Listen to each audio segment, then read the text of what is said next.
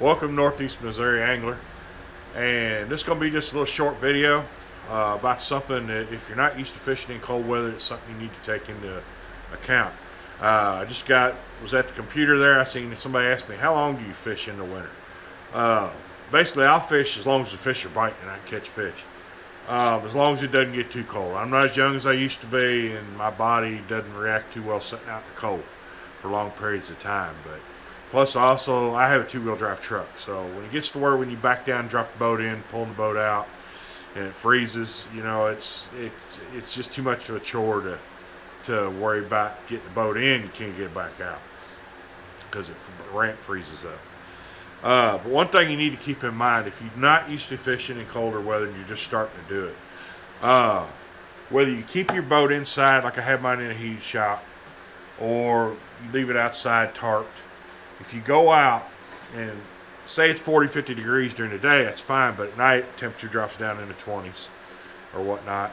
You really need to make sure you're draining the water out of your lower unit. If you don't, you risk it can freeze and bust and crack your lower unit. And the best way to do that is just when you pull the boat out of the water, raise your motor all the way up as high as it'll go and keep it straight. Don't have it cocked one way or the other. You can, but you want to make sure you keep it straight. And raise it up as high as you want. As you see, I don't have no water coming out of mine because I already did this. But raise it all the way up and let that water drain out of that until no more water runs out, if possible. And after you do that, after you get it all the way up, you can turn it sideways if you want. A couple dribbles come out. Turn it back and forth a little bit. Make sure you get all the water out of it to come out. You know, if it's still got a drip, you know, that's not that bad. There's room for that if it does freeze so it doesn't bust anything. And then you also want to take it all the way down as low as it goes before you get on the road to leave. And the reason being is that way this metal is going to get right to air temperature really quick. If you're going down the road, you can take it all the way down to where nothing comes out.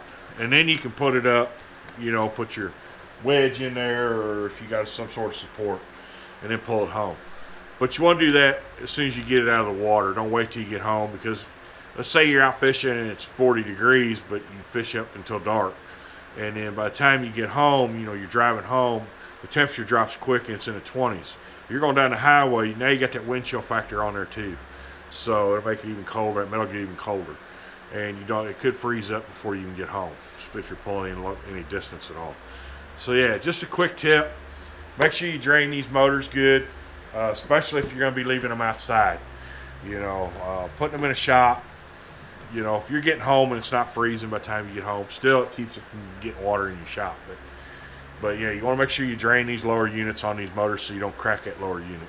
Save you a lot of, a couple minutes will save you a lot of money if you don't. That lower unit, it's still got enough water in there that when it freezes, there's enough room for it to get out, and it'll crack them cases. So, once again, thanks for watching. If you like what you see, hit that subscribe button and hit that bell, and it'll notify you when I post a new video.